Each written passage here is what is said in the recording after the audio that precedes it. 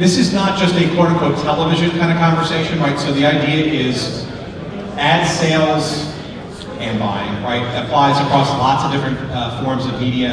And one, frankly, that's just as fascinating, to me at least, versus the television video thing, which seems to be the sexier conversation and more in the headlines, is the evolution that's happening between radio and what is now known as audio, right? And I would argue that audio has done quite a bit of heavy lifting that the TV/video worlds could benefit from when it comes to things like targeting, advertising, and understanding audience granularity and the ability to serve wide and detailed audiences simultaneously. So I'm going to hand it off to Adam Jacobson, and it looks like I think he's going to. Are you going to do the walk around thing? Yeah, I'm going to do the walk around thing. All right, introduce yourself, Adam. So Adam Jacobson and our panel that's left behind. Yeah, I'm back here.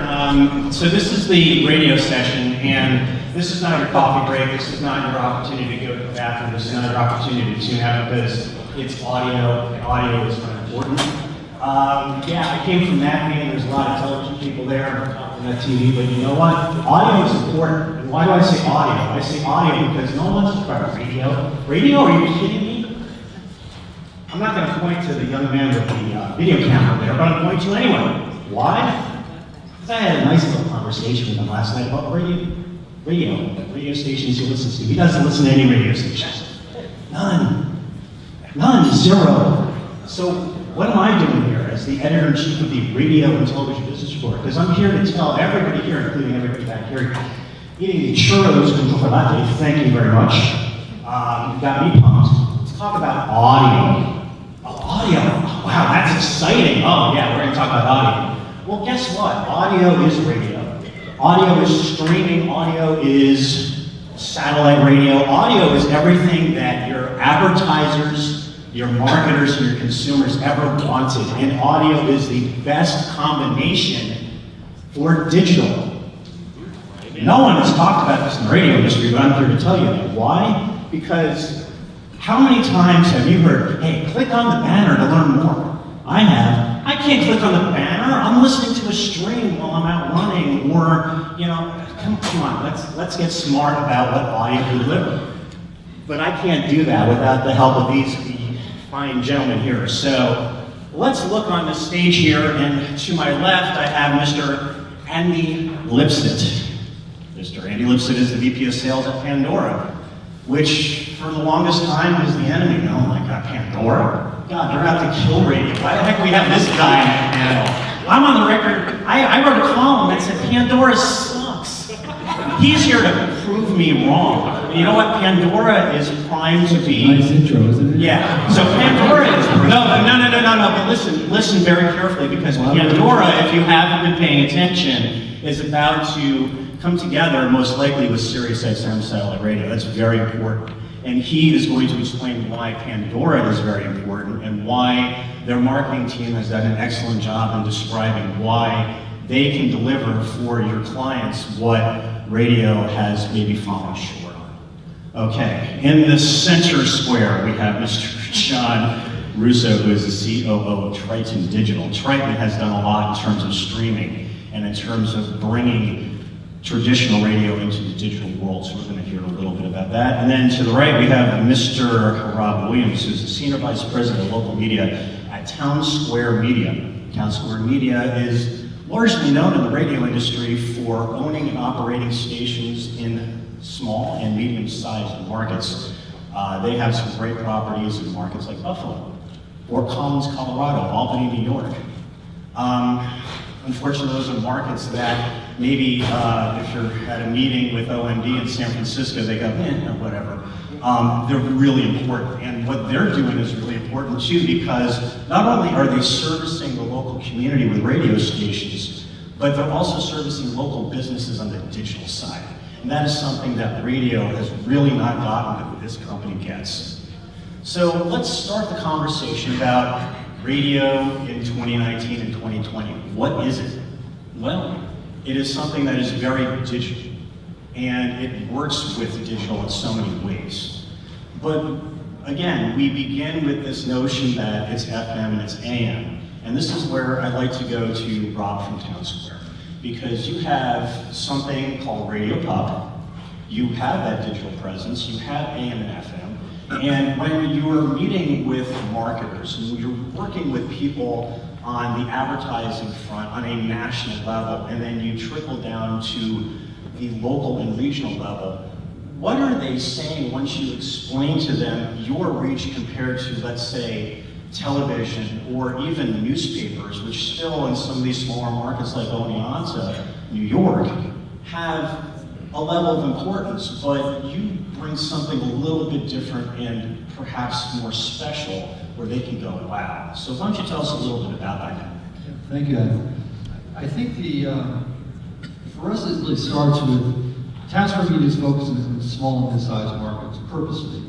We felt as we put the company together that big fish, small pond, that local radio would have a real presence, and we thought that many of the larger groups weren't doing it right. That we felt if we could invest in our local products and really have a local radio station, and then use that kind of core structure to build on to faster growing areas, live events at first, and then now increasingly digital. So about 30% or more of our revenue now comes from digital, and it's truly digital revenue, so I think that sets us apart.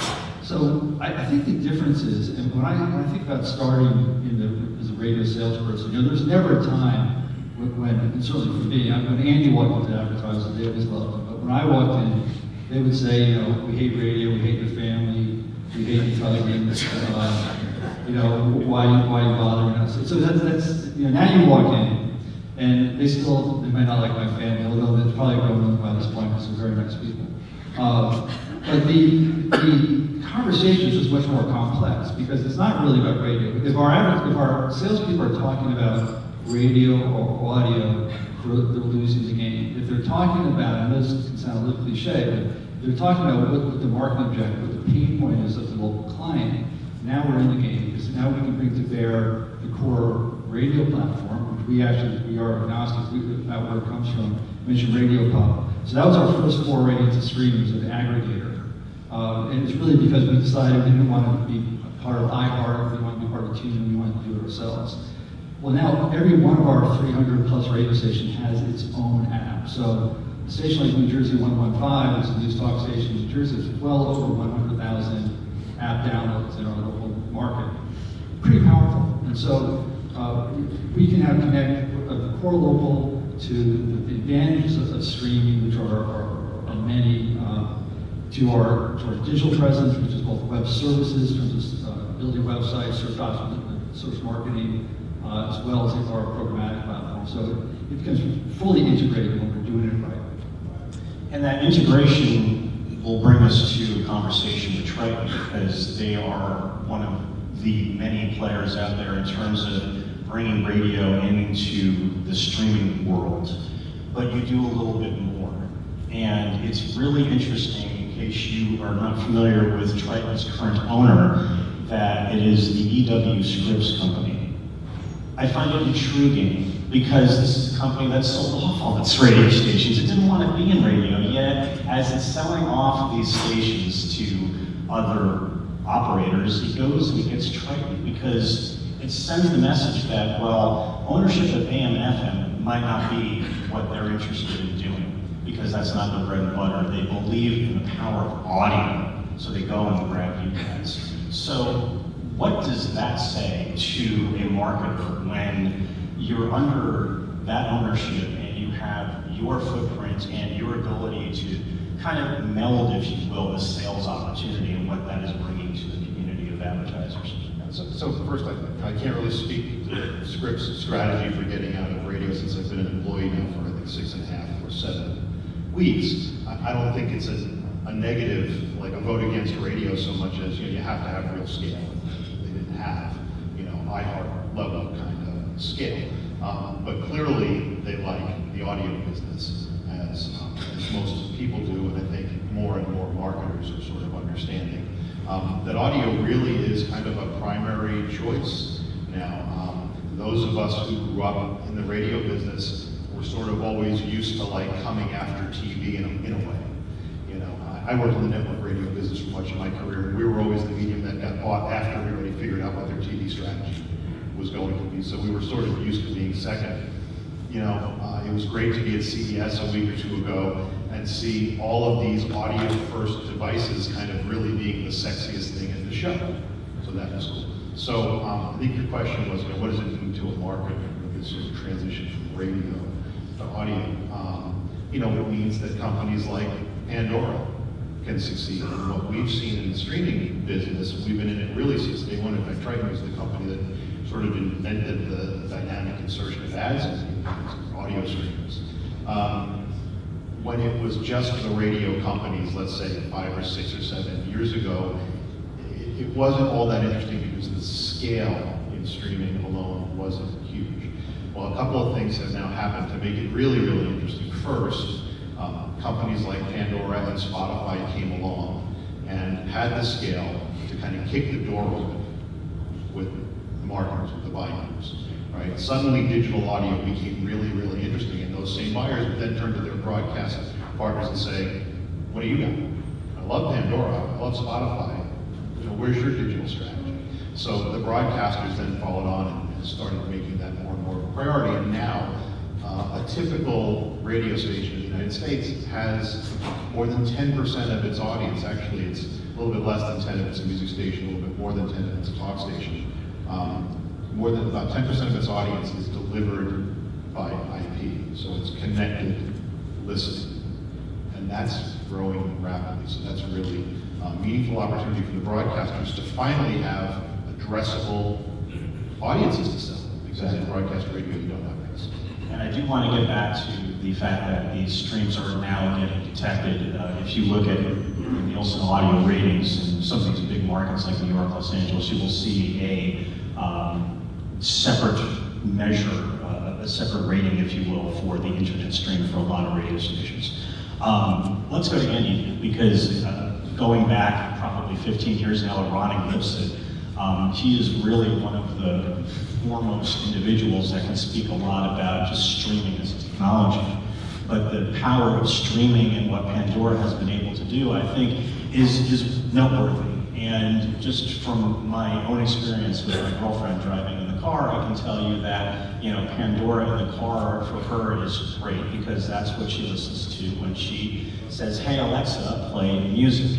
This, of course, is a challenge to radio, but it sets the right tone that audio is important. So in terms of where Pandora stands today in 2019, when talking to advertisers about what you can do compared to what radio stations even do in a streaming environment, you know, what does that conversation look like? It starts usually with talking about, before any of the capabilities of Pandora, it talks about really the power of audio today, overall. And when you think about the power of audio and how much time people are spending in their media day with audio, it's about 4 hours a day that the average consumer has made time to spend with audio. And those forms of audio could be traditional radio, podcasting, streaming music, you name it, audiobooks. And that starts to turn the conversation with a lot of advertisers who traditionally have stayed away from audio. I think of the consumer packaged goods brands that typically have said, well, I need to be on television, I need a visual in order to sell a box of crackers. That's no longer the case, and a lot of those brands are starting to move with that, seeing how much time is spent with audio. But when we start to have the conversation with advertisers about why audio is even more important, because as your girlfriend is driving in the car, she's not looking at anything, right? She's looking at the road, hopefully, but she's not looking at anything visual, right? From an advertising standpoint, she's hearing stuff. The same thing goes when somebody's using an iPhone and they're jogging and running on the beach. They're not looking at the phone, they're hearing an audio ad. And you know, the same thing goes with, you know, John just mentioned about how much device usage, how many devices were at CES in terms of Amazon Echoes and Google Homes.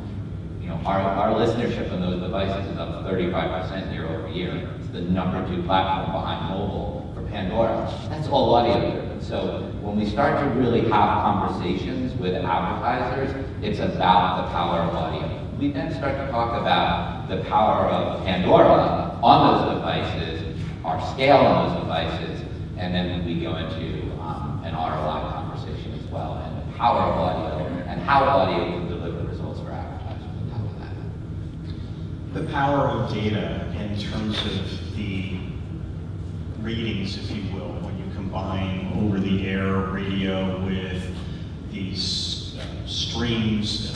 Obviously, the advertiser has access to a lot more than just a typical ratings book. So when they're looking at this data in today's environment, compared to maybe 5 years ago, is there less of a struggle in terms of convincing them that audio is the right way to go? And to that end, what is the best way in terms of bringing some client that hasn't used audio for a while back into the fold, or perhaps a new advertiser that's going to say, wow, you know, this is really exciting because of Pandora, because of these Townsquare stations, doing something across all of these platforms rather than being siloed and saying, oh, we're only going to do digital, okay, we're only going to do the VGNA in Albany.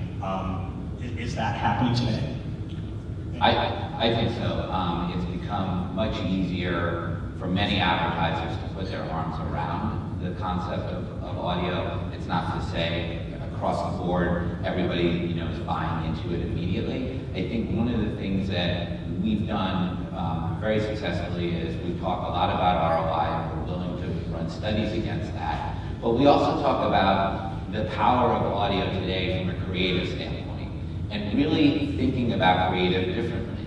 It should not just be about taking an ad that runs on radio and giving the same ad to Pandora and running it across everywhere. That power of the audio message and customizing it really starts a conversation and gets people thinking. If you think about, just on Pandora, how you should message the audio and a listener who may be listening to an iPhone through a pair of buds, and that's a very one-on-one conversation, versus messaging through an Amazon Echo, where maybe in a kitchen and there may be 4 or 5 people around that device. That's a totally different marketing strategy and strategic conversation. You start to have those conversations and start to get people excited about that, because it's, let's face it, radio has always been a medium where creatively I think people have been somewhat stymied by getting involved in audio, and I think this opens up a lot of different conversations with it. And this is where I need Rob. Yeah, no, I love that. And I think we have a partnership with Analytic Now, which I was in a meeting recently with one of our larger clients, and the tenor of the discussion, so there's always been an expectation or a need for to prove it,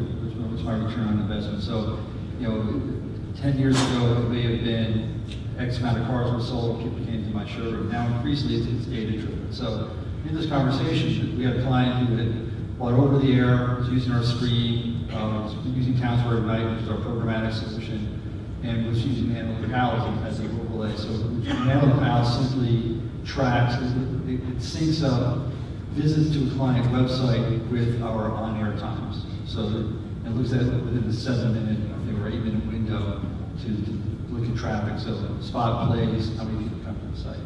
So the conversation was really, as we looked at the past month, where were their sales spiking?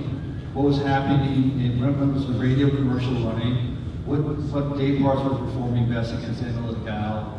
What programmatic solutions were working best? Was our geofencing target strategy working better than our basic run network? And so the conversation was both more involved, and also it occurred to me as we were going through this, we've had a number of these meetings, this is now the expectation.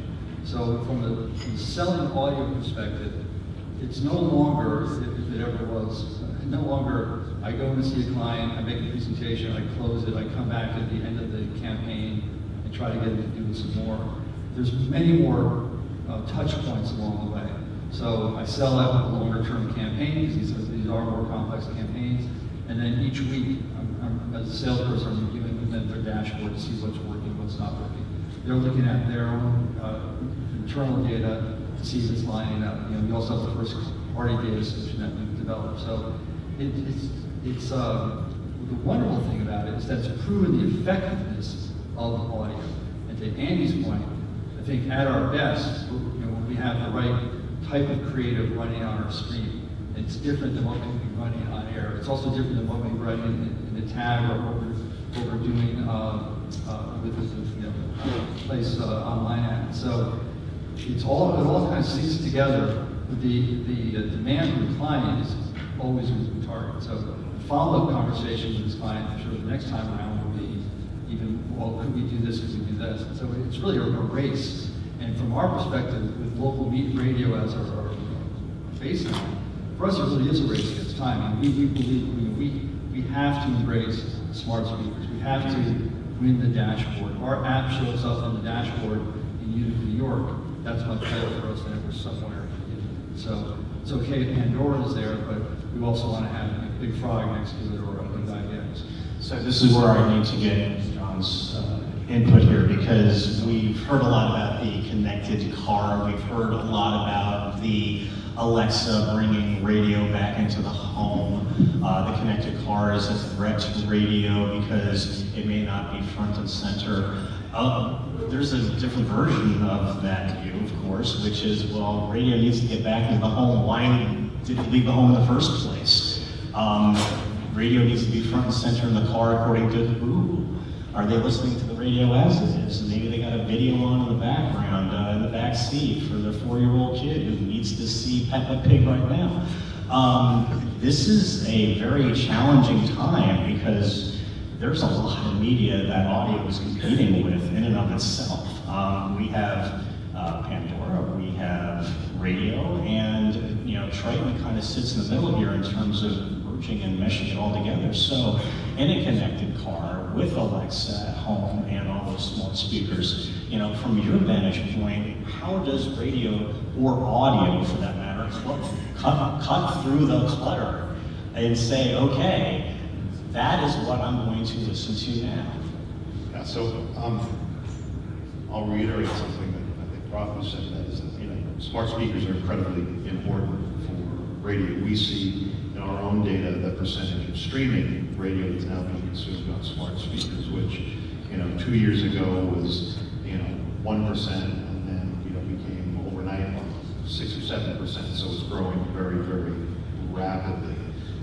Radar, which is the audio measurement service in the UK, just put out their winter report the other day, and they said, I don't remember the exact number, but it's somewhere around 40% to 45% of the media consumed on smart speakers in the UK is actual broadcast radio, and not a music service like Spotify or Apple Music, because Pandora is not in the market, but an actual broadcast radio station you can listen to on smart speakers. So these things do bring radio kind of back into the home.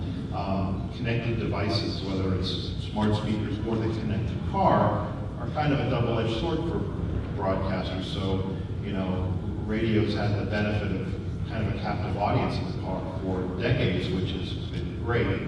That now, there's new competition now in the car with the connected car, but also the connected car represents a return path for radio for the first time in the vehicle. Now, radio doesn't have the equivalent of like an ATS 630, in the TV, but there's HD radio and there's DTS and other standards that have the promise of delivering addressable advertising in a broadcast radio context in the connected car, right? So while audience engagement may be under a little bit of assault in connected car, the advertising that does get delivered should be a lot more valuable once there's data and addressability, because radio's audience is so huge, we just have to figure out how to increase the value of that through data. So I'm going to go back to you because I'm going to throw out a scary scenario. So my girlfriend, who listens to Pandora in the car now, has Apple CarPlay, Sirius XM is there. I had to kind of explain to her that, hey, did you know you have an HD radio? What's that? Oh, well, you go to 94.3, and then you just wait a few minutes, and then it kicks into digital, and then you can go to number 2, and you can get alternative music from the 90s that you like. Completely clueless. Yeah, but HD radio is like a solution in search of a problem, right, from a content. But you had just mentioned the UK and the radar numbers, and one of the big differentiation points between the UK and the US is that a lot of radio listening that you're seeing now come through is because they moved to DAB.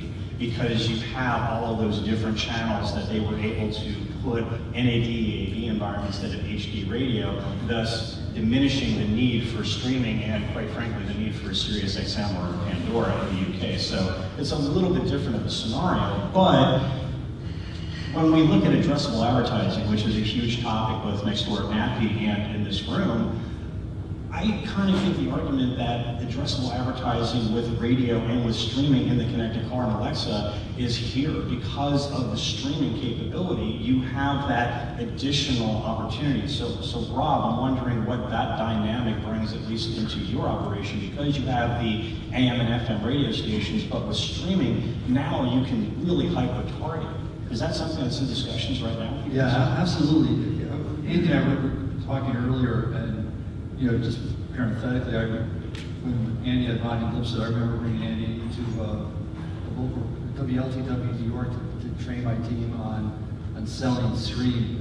I mean, it was as if this mysterious idea of placing spots on the screen. I remember the people trying to get their arms around it. He demystified it quite well.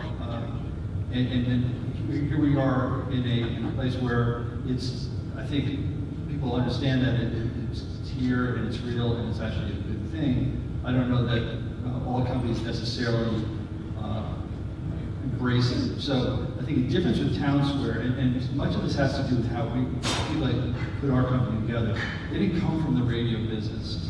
Our founder, Stephen Price, was this serial entrepreneur. Bill Wilson came in from AOL. We had a number of people that came in. So it's always been a much more content-focused company than maybe other broadcasters.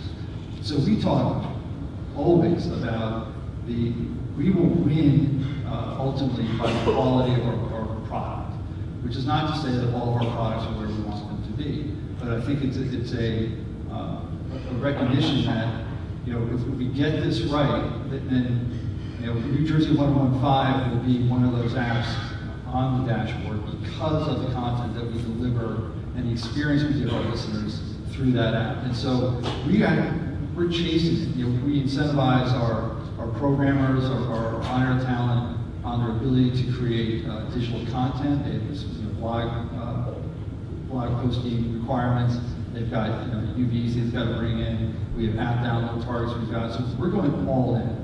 Our view is if the more that grows is good for us if we jump in and go after it, as opposed to arguing that HD radio is really a great experience. I don't care that it's HD radio. We get we're seeing now where we're most successful. The audience is so large to our stream that it's a wonderful ad platform for us, and it's quite profitable. Okay, so I'm glad that we didn't have assigned seating and that John is sitting in the middle, because the next question I have to ask at least offers a buffer zone here. Pandora. I gotta work for both of these guys. True. So Pandora has been exquisite in its marketing as of late in terms of how it can deliver to the advertiser a uncluttered environment in terms of where their spots can go and how many slots will appear at one time. And the dark, ugly question that a lot of people at radio conferences will not discuss is spot load. Spot load is a huge issue. We all know it, but we're afraid to discuss it, but I need to bring it up because we're in a hopefully friendly conversation here about how audio can provide advertisers a winning recipe and strong ROI. But if you turn on a radio station here in South Florida, you can hear from the end of a song and the announcer opening the mic, 14 minutes of promotions and commercials and an identification and a weather report and then more commercials, and then a sponsor for your traffic report, then the traffic report, then more sponsors, and then from the Steiners Going Green Studios, and the listener doesn't care because they just want to hear Ariana Grande already. So here we are in 2019. Do we really need a stop set of 11 minutes? Is that something that is a thing of the past or something that is essential for the fundamentals of radio broadcasting and keeping the lights on? Or do we move to Pandora, where they offer kind of the KHJ of the world? If you go back and listen to old audio from 1975, 3 songs, 2 spots, 3 songs, 1 spot, maybe that's the solution, or maybe there's a middle point. So, Rob, because you have the radio stations, you have the digital end to Townsquare, unlike a lot of the other competitors that you have in all of your markets, where are we going? Is there a discussion? Have people in your organization discussed how to keep the spot amount tolerable so that it doesn't impact your bottom line while also serving the audience properly? So short answer, yeah. And I think you described it quite well. I mean, what we focus on. We were talking about traffic earlier. As we moved to all of our products and all of our stations are on live orbit, which one of the benefits of that has been that we can now see the central point, the clocks across all of the 300 plus radio stations. And as you might imagine, there's a bell curve, and at the end of that bell curve can get pretty ugly of clocks that are well beyond what we would think would be reasonable, both in terms of minutes and units. I think the first thing we've tried to address over the years is to reduce minutes, and then within that have firm unit counts, and then watch that. As shorter length units came in, there was the natural, just you fill in closet space. So as you could sell more 15s, and more 15s were being bought, and all of a sudden you may have got it down to a 5-minute stop set, but you had 20 spots in it. It just doesn't really help anybody. So I'd say absolutely. Looking at it, we track. This is where our first party data is really helpful for us. We can see what our listeners are doing. We're not in PPM markets largely. We have some exposure to that, so we can track that as well. But yeah, our intention is always to push stop sets shorter, fewer units, and continue to press that down. And we're certainly seeing as we go to the digital, there's more content on digital, fewer commercials running on the digital by design. So it's certainly aware of it. On a local level, it could be just in terms of the size of markets we're in. It doesn't seem as big an issue, but it's certainly a conversation that advertisers will have. But what happens on the third spot? This is where analytic help us also prove where it's effective or not effective. We use a lot of data to inform us about spot load, the type of spots that we should be running. We think what's good for the listener is good for the advertiser from a product standpoint. And, that goes to commercial. We don't run 60s. Our audience has told us that is not an ad that will resonate with them, so we just stay away from it. But we also have gotten to a point where we don't run on a traditional clock, and we use data to inform us by listener and their listening habits where we should insert spots. We find that when we do that, we can actually increase time spent with Pandora, and again, the ads kind of resonate differently with the listeners. Again, it goes back to what's most important, from an advertising standpoint. So we think about spot load, but we also think about where best to place those ads for listeners as well.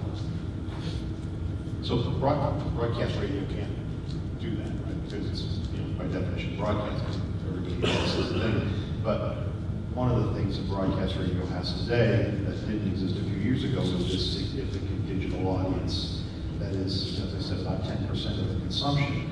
And you can look at what that audience is doing in their behaviors and project that onto your total audience. So you can see what's happening to your digital audience and presume that the same behaviors happen with those listening over the air. And one of, I think, the strong arguments for having a product like Radio or iHeart or Radio.com as a broadcaster is I now have a platform for collecting and owning first-party data, right? Whether that's data that tells you who's listening or data that helps you attribute behaviors after that exposure, really super critical for broadcast radio to increase the value of the ad units so ultimately they can reduce the number of ad units, because I don't think anybody believes that we're 14 or 18 or more minutes an hour of advertising on broadcast radio system.